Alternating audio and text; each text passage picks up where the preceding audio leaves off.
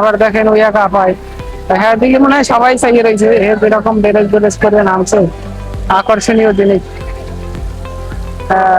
এখানে অস্থির পরিবেশ, এক কথায় পরিবেশ খুব সুন্দর বলেই এখানে মানুষ আছে।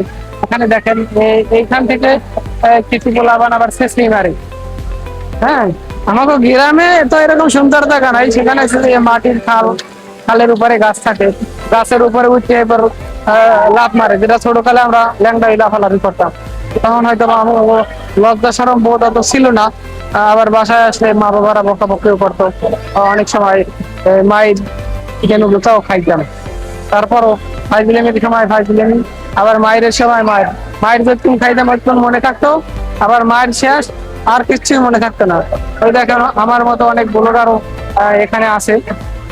আমি চারিদিকে আপনাদের ঘুরে আজকে দেখানোর চেষ্টা করব যে আসলে এখানে যত কিছুই আছে না কেন সবই আপনাদেরকে দেখাবো।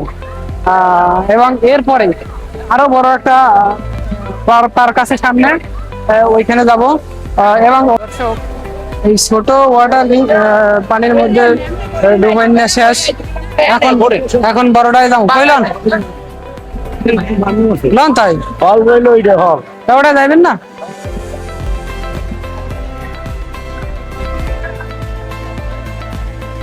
দর্শক, আমার সাথে যারা ছিল সবাই বড়টায় যাইয়া অলরেডি চলে আসছে, কিন্তু আমি যাইতে পারি না এই ভিডিও করার কারণে।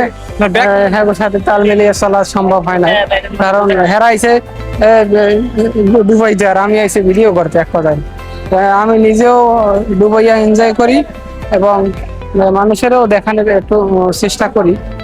এই জন্য এখন আমি আবার সেই বড়টায় চলে আসছি। আপনারা দেখবেন যে আসলে এখানে এখানে ওখানের চাইতেও মানুষের বেশি ভিড়। এটাই আরো বেশি মানুষ, আর হরেক রঙের মানুষ। এরাই মানুষের এত পরিমাণ মানুষ যে মানুষ আমায় না।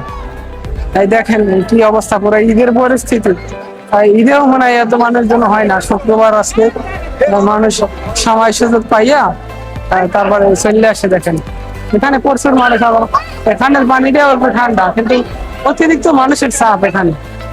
হ্যাঁ, এখন এখানে কেন এত মানুষ এটা বোঝার ক্ষমতা আমার নাই। হ্যাঁ, কিন্তু প্রচুর মানুষের ভিড় এখানে। তারপরে এটা এখানে আবার ওই রকম খেলনা যন্ত্র মন্ত্র নাই। এখানে যেরকম বাচ্চাদের খেলনা আছে, এখানে খালি মানুষ